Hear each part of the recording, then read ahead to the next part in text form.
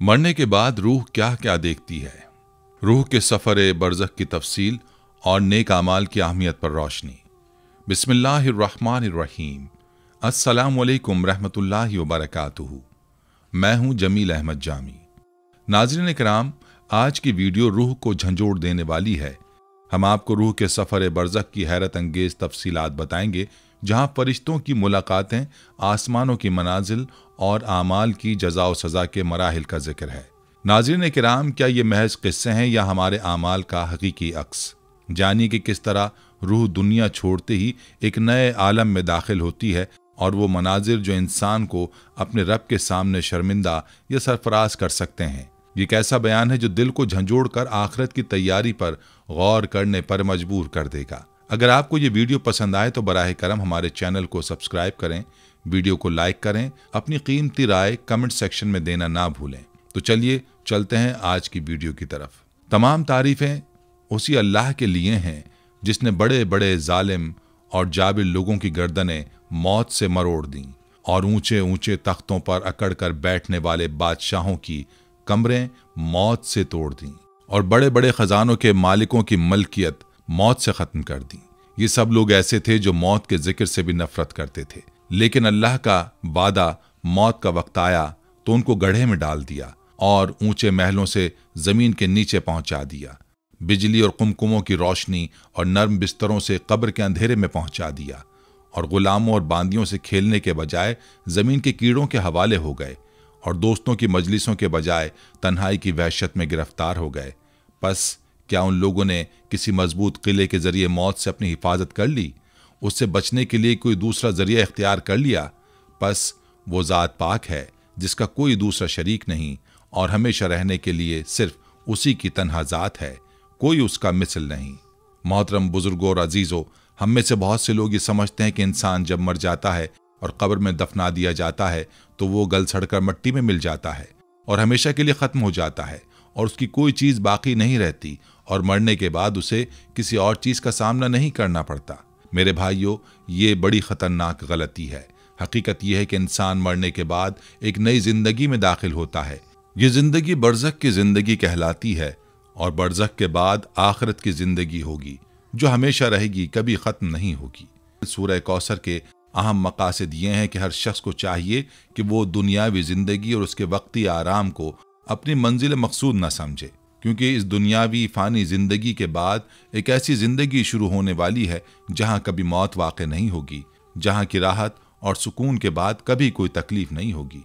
कुरान और हदीस की रोशनी में हर मुसलमान का ये ईमान व अक़ीदा है कि एक दिन ऐसा ज़रूर आएगा जब दुनिया का सारा निज़ाम ही दरहम बरहम हो जाएगा, आसमान फट जाएगा, सूरज लपेट दिया जाएगा, सितारे टूट टूट कर गिर पड़ेंगे और हज़रत आदम अलैहिस्सलाम से लेकर दुनिया में आने वाले तमाम जिन्न इंस को अल्लाह के दरबार में ऐसी हालत में हाजिर किया जाएगा कि हर नफ्स को सिर्फ और सिर्फ अपनी ज़ात की फिक्र होगी कि उसका नामा अमाल किस हाथ में दिया जाएगा। उसके बाद उन्हें दुनियावी ज़िंदगी के अमाल की जज़ा या सज़ा दी जाएगी। उस दिन को यौमुल क़यामा कहा जाता है।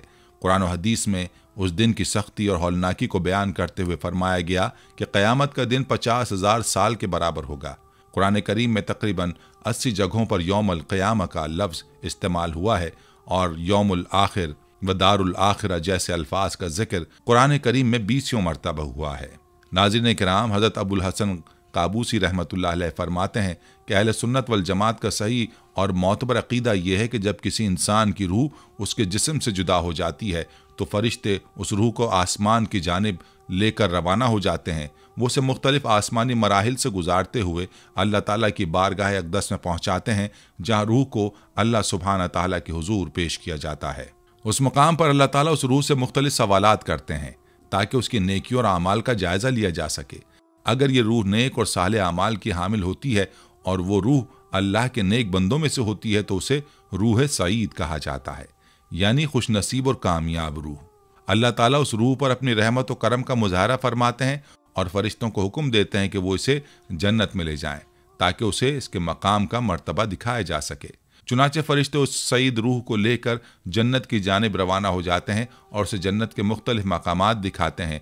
ये रूह जन्नत की नेमतों, खूबसूरतियों और सुकून को देखकर खुशी और राहत महसूस करती है। ये रूह जन्नत की उन खुशबुओं, मनाज़िर और नेमतों को देखकर अल्लाह का शुक्र अदा करती है। फरिश्ते जन्नत में उसके लिए मखसूस मकाम की निशानदही करते हैं और उसे बताते हैं कि ये जगह उसके लिए दुनिया में किए गए नेक आमाल के सिले में तैयार की गई है। ये मुबारक रूह जन्नत की नेमतों का मुशाहिदा करने के बाद अपने उस वक्त के लिए मुंतज़िर रहती है जब क़यामत के दिन उसे हमेशा के लिए नेमतों से नवाजा जाएगा। यह अल्लाह की तरफ से रूह के लिए एक रहमत और खुशखबरी होती है जो उसकी रज़ा और खुशनुदी की अलामत होती है। नाज़रीन किराम, जब मैयत को गुस्ल दिया जा रहा होता है तो उस वक्त उसकी रूह को कुछ देर के लिए वापस लौटा दिया जाता है ताकि वो अपने जिस्म के करीब मौजूद हो। उलमा और बुजुर्गों के बयानात के मुताबिक मैयत की रूह को गुस्ल और कफन के दौरान जिस्म और कफन के दरमियान रखा जाता है। उस लम्हे में मैयत अपने इर्द गिर्द के माहौल से किसी हद तक आगाह होती है। जब मैयत को गुस्ल दे दिया जाता है और उसे कफन पहना दिया जाता है तो उसकी रूह जिस्म के करीब मौजूद होती है। जैसे ही जनाजा उठाया जाता है, मैयत की रूह लोगों की बातों को सुन सकती है। वो गौर करती है कि कौन उसके बारे में अच्छे ख्यालात और तारीफ कर रहा है और कौन बुरी बातें कर रहा है। ये वक्त ऐसा मरहला होता है जिसमें मैयत को अपनी ज़िंदगी के असरात और आमाल के बारे में अंदाज़ा हो जाता है, क्योंकि वो महसूस कर सकती है कि लोग उसके बारे में क्या सोचते हैं। फिर जब मैयत को कब्रिस्तान पहुंचाया जाता है और नमाज जनाजा अदा की जाती है तो एक अहम मरहला आता है। दफन के बाद मैयत की रूह को दोबारा मुकम्मल तौर पर जिस्म में लौटा दिया जाता है। यह गैर मामूली लम्हा होता है जब मैयत को कब्र में बिठाया जाता है। उस हालत में उसकी रूह और जिस्म का दोबारा इत्तिसाल होता है और वो एक नए इम्तहान के लिए तैयार की जाती है। उसी वक्त दो फरिश्ते, जिन्हें मुनकिर और नकीर कहा जाता है, उसके पास आते हैं। ये फरिश्ते उससे सवालात करते हैं ताकि उसके ईमान, आमाल और ज़िंदगी के बारे में आजमाइश ली जा सके। नाज़रीन किराम, उमर बिन दीनार से मरवी एक रिवायत के मुताबिक जब किसी शख्स की वफ़ात होती है तो उसकी रूह एक फरिश्ते के सुपुर्द कर दी जाती है। ये रूह तमाम तर मराहिल को देखती है, जैसे गुस्ल दिया जाना, कफन पहनाया जाना, जनाजा उठाया जाना और कब्र में दफन किया जाना। इन तमाम मराहिल के दौरान रूह मौजूद होती है और उनका मुशाहिदा करती है। इस रिवायत के आखिर में हाफिज अबू नईम और दाऊद की रिवायत के मुताबिक ये बात भी बयान की गई है कि जब मैयत को चारपाई पर रखा जाता है, लोग उसके जनाजे के साथ चल रहे होते हैं, तो मैयत की रूह को ये बताया जाता है कि वो सुन सकती है कि लोग उसके बारे में क्या कह रहे हैं। ये एक अहम और असर अंगेज लम्हा होता है जहाँ रूह को दुनियावी ज़िंदगी में अपने आमाल का जायज़ा लेने का मौका मिलता है। इमाम अबू हामिद गज़ाली रहमहुल्लाह ने अपनी मशहूर किताब कश्फुल उलूमुल आखिरा में इस मौजू पर मज़ीद वजाहत की है। वो फरमाते हैं कि जब किसी नेक इंसान की रूह कब्ज़ की जाती है तो दो फरिश्ते आते हैं जो निहायत खूबसूरत और दिलकश चेहरों के मालिक होते हैं। ये फरिश्ते इंतहाई शानदार लिबास पहने हुए होते हैं और उनके जिस्मों से ऐसी खुशबुएं उठ रही होती हैं जो दुनियावी खुशबुओं से कहीं ज़्यादा दिलकश और मशहूर कुन होती हैं। ये फरिश्ते उस रूह को उस फरिश्ते से वसूल करते हैं जिसने उसे कब्ज़ किया होता है। फिर ये फरिश्ते जन्नत से लाया हुआ एक खूबसूरत और रेशमी कपड़ा निकालते हैं और उसमें उस रूह को लपेट लेते हैं। इमाम गज़ाली मजीद बयान करते हैं कि रूह की जिसामत शहद की मक्खी के बराबर होती है, लेकिन इस छोटी सी जिसामत में पूरा इंसानी तशख़्ख़ुस मौजूद होता है। उस रूह में न सिर्फ शऊर और अक़ल होती है बल्कि दुनिया में हासिल की गई तमाम तर मालूमात और उलूम व फ़नून का ख़जाना भी मौजूद रहता है। चुनांचे जब इंसान की रूह कब्ज़ कर ली जाती है तो फरिश्ते उसको लेकर फ़ज़ा की तरफ बुलंद होने लगते हैं।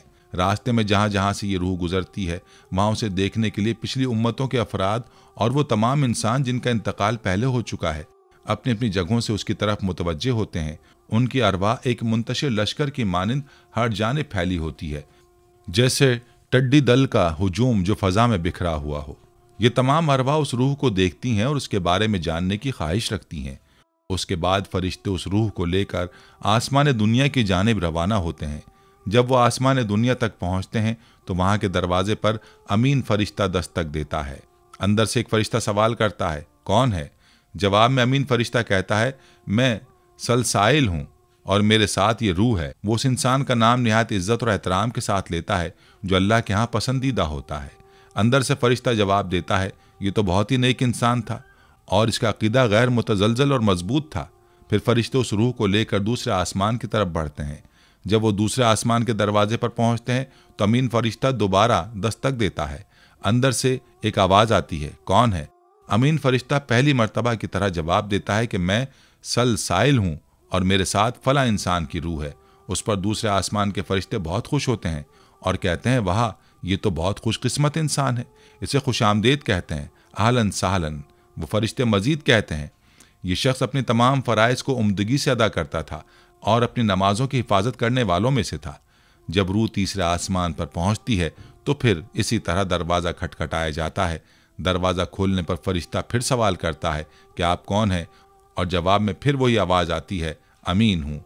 इस पर अंदर से एक आवाज़ आती है जिसमें कहा जाता है कि फ़लाँ शख्स को खुशामदेद कहा जाए, क्योंकि शख्स अपने माल में अल्लाह के हुकूक को पूरा करने में कोई कमी नहीं करता था।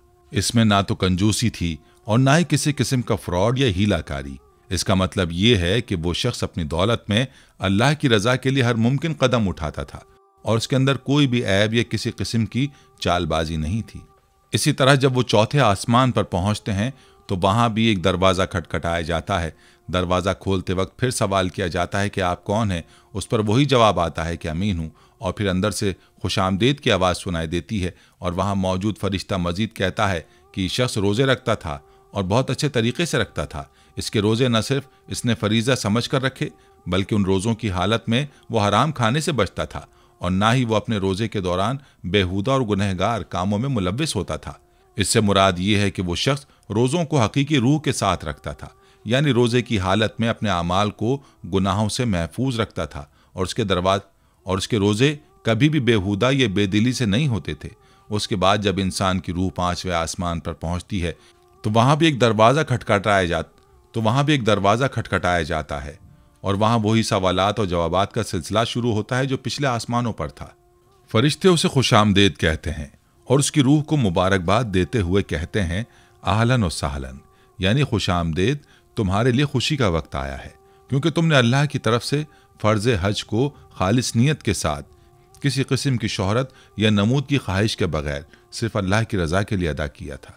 इसी तरह फिर छठे आसमान पर पहुंचने के बाद रूह के साथ वही सवालात होते हैं और फिर फरिश्ते अपनी ज़बान से कहते हैं, पाकीज़ा रूह और सालेह मर्द को खुशामदीद, क्योंकि ये शख्स अपने वालिदैन का बहुत फर्माबरदार और अच्छा बेटा था। इसकी ज़िंदगी में वालिदैन के हुकूक का बहुत एहतराम करता था और इसकी बदौलत इसके लिए एक दरवाज़ा खुल जाता है जिससे रूह को राहत और सुकून मिलता है। ये शख्स तो सचमुच में एक बहुत अच्छा आदमी था जो अपने वक्त का ज़्यादातर हिस्सा इस्तग़फ़ार करने में गुजारता था।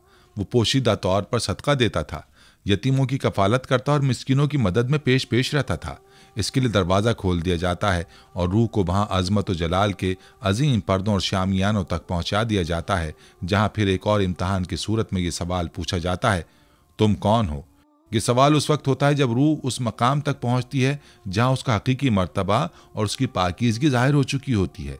फरिश्ता जो रूह को अमानत के तौर पर लेकर आया होता है उसका जवाब देता है कि ये फ़लाँ शख्स है, और जैसे ही फरिश्ते का जवाब मुकम्मल होता है वो फरिश्ते कहते हैं, आहलन व सहलन, यानी खुशामदेद नेक बंदे और पाकीज़ा रूह को, यानी खुशामदेद नेक बंदे और पाकीज़ा रूह को।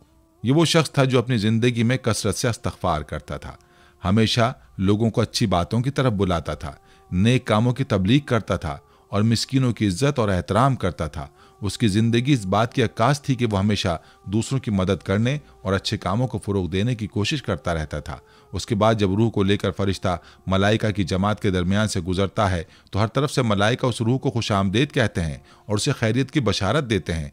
वो उससे मुसाफ़ा करते हैं और उसके साथ हमदर्दी और मोहब्बत का इजहार करते हैं, यहाँ तक कि जब रूह सिदरतुल मुंतहा तक पहुँचती है मलाइका की जमात उसका इस्तकबाल करती है और हर दरवाजे के करीब से गुजरते हुए खुशी का इजहार करती है। जब फरिश्ता उस रूह को लेकर दरवाजे तक पहुंचता है तो वहां से अंदर से आवाज़ आती है, तुम कौन हो? उस पर फरिश्ता जवाब देता है कि मैं फ़लाँ हूँ और मेरे साथ फ़लाँ की रूह है।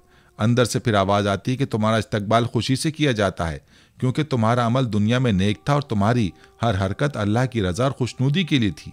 इसके बाद दरवाज़ा खोल दिया जाता है और फरिश्ता रूह को अंदर ले जाता है।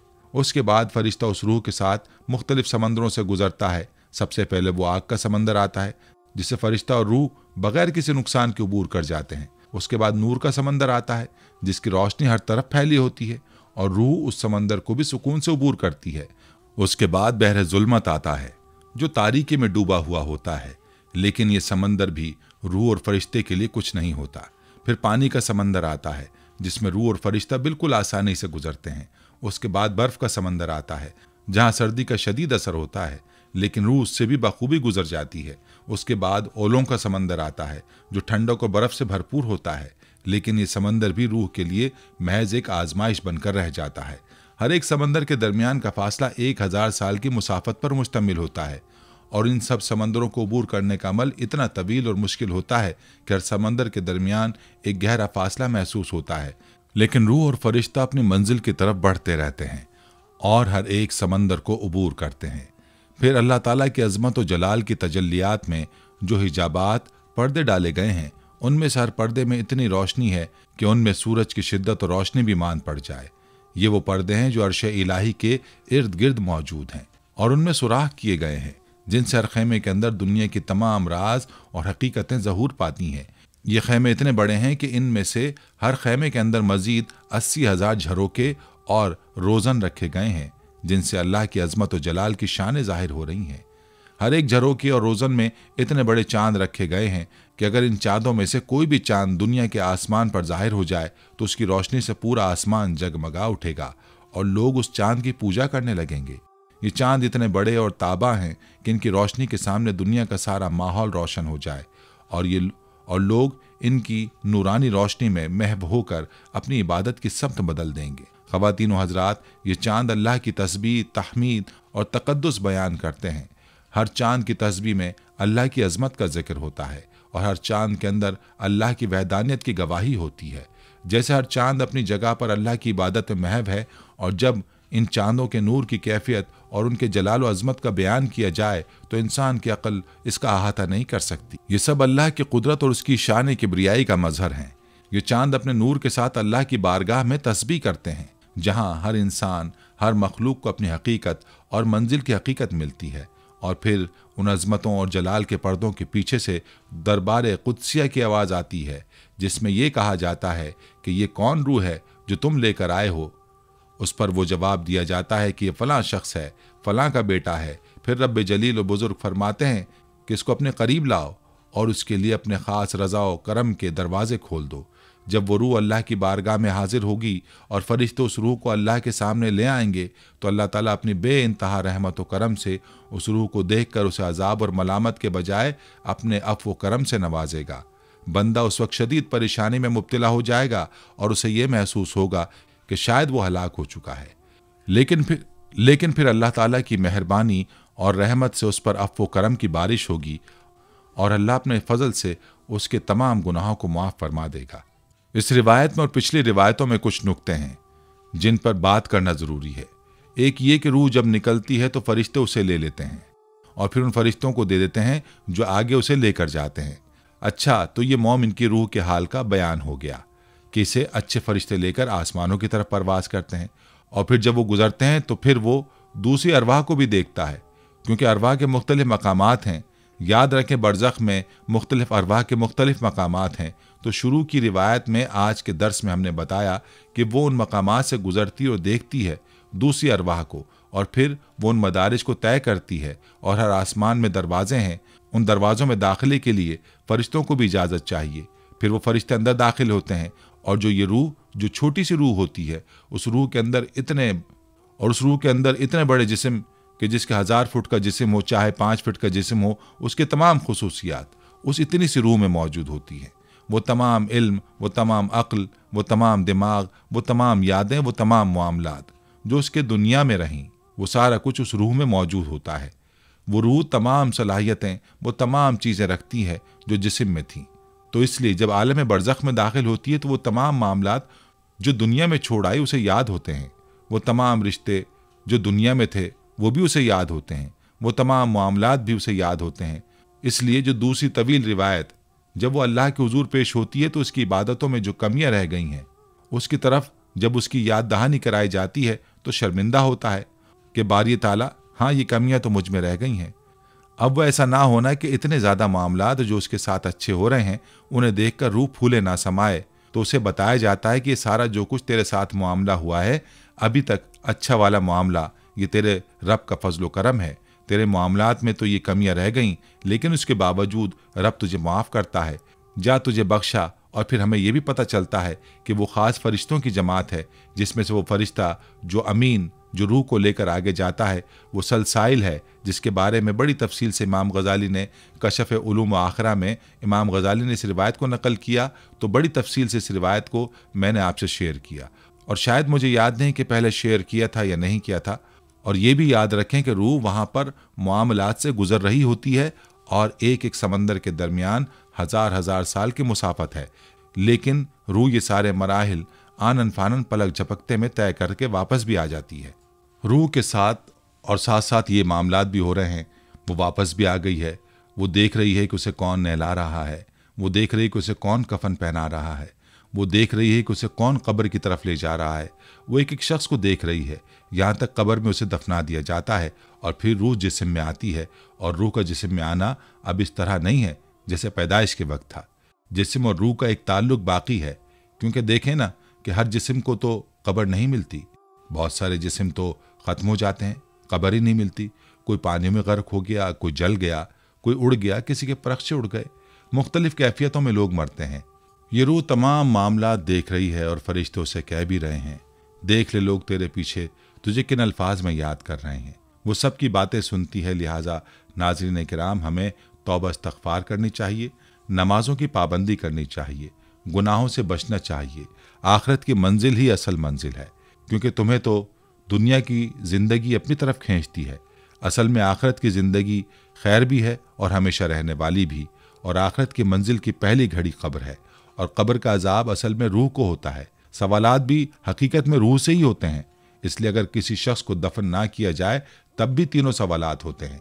अलबत्ता अहादीस से मालूम होता है कि रूह के साथ बदन को भी अजाब होता है। बेशुमार दुनियावी चीज़ें ना समझने के बावजूद हम उन्हें तस्लीम नहीं करते। इसी तरह आलम बरज़ख में अजाब और आराम पर हमें मुकम्मल ईमान लाना चाहिए, खा उसकी कैफियत हमें मालूम हो या ना हो।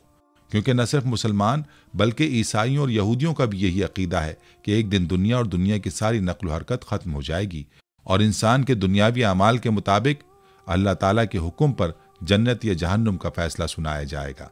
दीगर कौमें भी किसी न किसी शक्ल में क़यामत के दिन को तस्लीम करती हैं और आलम बरज़ख की ज़िंदगी और उसमें अजाब या इंतहाई आराम और सुकून पर भी हमारा ईमान है।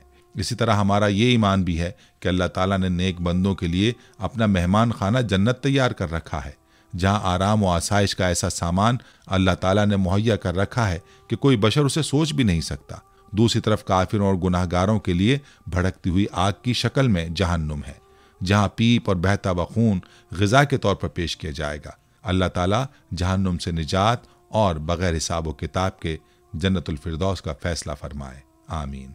जी नाज़रीन, ये थी हमारी आज की वीडियो। उम्मीद करते हैं कि आपको ये वीडियो पसंद आई होगी। अगर आपको ये वीडियो अच्छी लगी हो तो वीडियो को ज़्यादा से ज़्यादा लोगों तक पहुँचाएँ, वीडियो को लाइक करें और अपनी कीमती राय कमेंट सेक्शन में ज़रूर शेयर करें। हमारे चैनल को सब्सक्राइब और बेल आइकन को दबाना ना भूलें ताकि आपको हमारी आने वाली वीडियोस का नोटिफिकेशन बर वक्त मिलता रहे। इंशाल्लाह आपसे मुलाकात होगी एक और वीडियो में। तब तक अपने आसपास के लोगों, अपने प्यारों और अपने आप का ख़ास ख्याल रखिएगा। अल्लाह हाफिज़।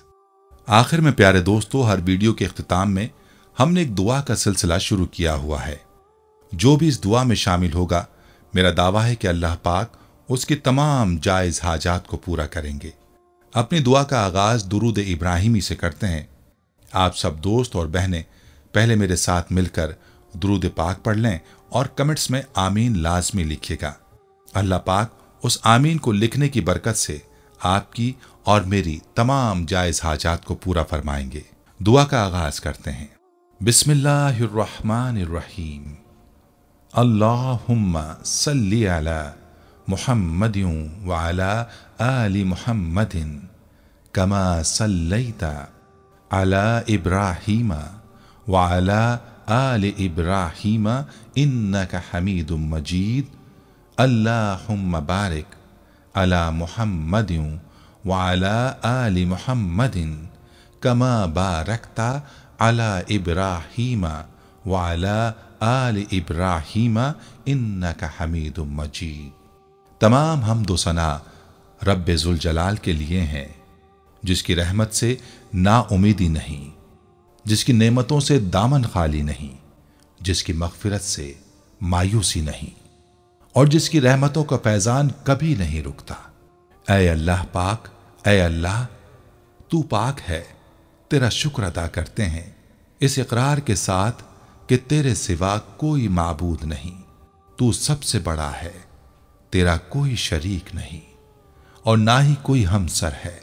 जमीन व आसमान पर जितनी भी मखलूकात हैं, तू सबका मालिक है और तू ही सबका पालने वाला है। ऐ अल्लाह पाक, बिलाशुबा तू हमसे मोहब्बत करता है। यही वजह है कि तूने हमें ईमान की दौलत से नवाजा और हमें अपने महबूब सल्लल्लाहु अलैहि वसल्लम का उम्मती बनाया। या अल्लाह, अपने प्यारे हबीब पाक सल्लल्लाहु अलैहि वसल्लम के सदक़े हमारी जिंदगियों को पुरसुकून और आसान बना दे। या इलाही, हम सब के गुनाह मुआफ फरमा दे, हम सबको आबिद और सहरखेज बना दे, हम पर राज़े शौक़ आश्कार कर दे, हमें गुलामी मुस्तफ़ा सल्लल्लाहु अलैहि वसल्लम से सरफराज फरमा दे, हमारे दिलों की वीरान बस्ती को अपनी रहमत से आबाद कर दे और हमें उस रास्ते पर हमेशा कायम रख जो नबी पाक सल्लल्लाहु अलैहि वसल्लम ने बतलाया है। या अल्लाह पाक, हम सबको सच्चे दिल से तौबा करने की तौफीक अता फरमा दे। ऐ रब्बे रहीम, हम गुनाहों की दलदल में डूब गए हैं, हम बदकारियों की मस्तियों में गिर पड़े हैं, हम मायूसियों के अंधेरों में भटक रहे हैं, रहमत इलाही से खुद ही रूठ गए हैं। ऐ अल्लाह, हम निदामत के आंसुओं से ना आशना हैं, हम एक सच्ची तौबा के तलबगार हैं। ऐ अल्लाह पाक, अपनी रहमत से हमें वो सच्ची तौबा अता फरमा। ऐ परवरदिगार, हमें हमारे वालिदैन को, हमारे अहल अयाल को, हमारे आबा व अजदाद और हमारी आने वाली नस्लों को अपनी आफियत अता फरमा। हम सबको बेहिसाब रिज़्क़ अता फरमा, हम सबको हासिदों के हसद से बचा। दोनों जहानों के मालिक, जब हम थक जाएं तो हमें आराम पहुंचाना, जब मुश्किलें भर जाएं तो आसानी बन जाना, जब हम कमजोर पड़ जाएं तो हमारी ताकत बन जाना, जब हम दुख और तकलीफ में हों तो हमारा मरहम बन जाना, जब हम मायूस हो जाएं तो हमारा भरोसा और यकीन बन जाना, जब हम भूख से निढाल हो जाएं तो तेरी याद ही हमारी ग़िज़ा बन जाए, जब हर तरफ बेचैनियां भर जाएं तो ऐ पाक परवरदिगार हमारा सुकून बन जाना, जब हमारे अंदर मायूसी का अंधेरा भरने लगे तो उम्मीद की रोशनी बन जाना, जब हर चीज हमारे लिए नामुमकिन हो जाए तो हर चीज को अपने खास फजलो करम से मुमकिन बना देना। ऐ अर्ज़ो समा के मालिक, तू गफूर है, तू रहीम है, हम सब की तौबा कबूल करना, हमारे सगीरा कबीरा गुनाहों को धो दे, हमारे दिलों को हिदायत अता फरमा, हमारी जुबान को दुरुस्तगी और नरमी अता फरमा, हम सबको गुनाहों से बचा और नेक अमाल करने की तौफीक अता फरमा। ऐ अल्लाह, जिस तरह तू बारिश बरसाकर सूखी जमीन की प्यास बुझाता है, उसी तरह अपनी रहमत से हमारे दिलों को भी सैराब कर दे। बेशक तू बड़ा मेहरबान और निहायत रहम करने वाला है। ऐ परवरदिगार, हम सबको हर उस नेमत से सरफराज फरमा जिसमें हमारे लिए खैर व बरकत हो, इज्जत व वक़ार हो, राहत व सुकून हो, सेहत और तंदुरुस्ती हो, तरक्की हो, खुशहाली हो और दुनिया और आखिरत की भलाई हो। ऐ हमारे अल्लाह, हमारी जिंदगियों को मोहब्बत का उन्मान बना दे कि हम सबसे ज्यादा तुझसे मोहब्बत करें, तुझको फौकियत दें, तेरी इबादत करें, तेरा हुक्म माने, तेरे बताए हुए रास्ते पर चलते रहें यहां तक कि हमारी जिंदगी तमाम हो जाए और तू हमें अपने नूर से ढांप ले, वो नूर जो हमारे सीने को मुनव्वर कर दे, वो नूर जो कब्र को रोशन कर दे, वो नूर जो पुले सिरात पर रोशनी बन जाए। ऐ हमारे रब, हमको भी उन खुश नसीबों में शामिल फरमा जिनकी तौबा तू कबूल करता है, जिनके गुनाहों को तू अपने फजलो करम और रहमत से नेकियों में तब्दील करता है।